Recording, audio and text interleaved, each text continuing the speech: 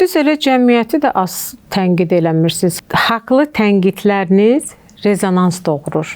Deyirsiniz qızlarımızın hamısı müğənni olmaq istəyir, kişilərimiz də şair. Bəli, vallahi.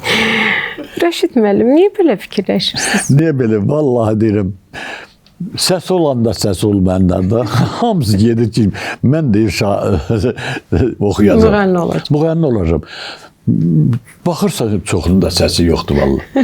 Mən Rəşid Behbudova qulaq asandan sonra buna baxa bilərəm bu artistlərin çoxunu. Bizim kompozitorlarımız kim idi bilirsən? Quliyev, Fikrət Əmirov, Cahangirov, Kara Karayev.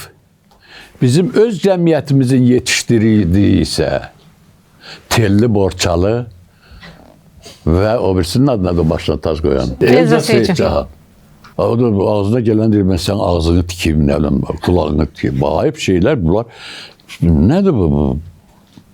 Seyidcahan hara, Şairlər İttifaqının üzvü hara.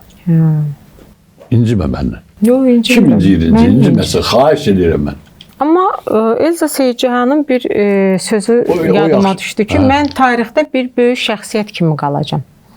Onda dəlli əlamətləri var. Şizofreniyanın maniakal formasıdır xanım. Allah rəhmət eləsin, bir də mən o İlhamə Quliyevənin çıxmışdıq. Gəldi, oturan kimi əlinə aldı mikrofonu.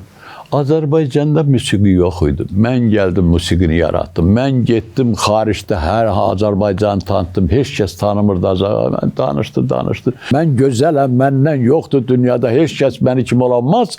Mən primadonnayam. Dedim, İlhamə xanım, elm sübut edir ki, kim özündən müştəbihsə, kim özünü öyürsə, başqasından üstün tutursa, o dəlidir. Yox, mən dəli deyiləm. Dedim, vallahi ki, mənim də acığım tur elmdən. Duran deyir, mən kim oxuyan yoxdur.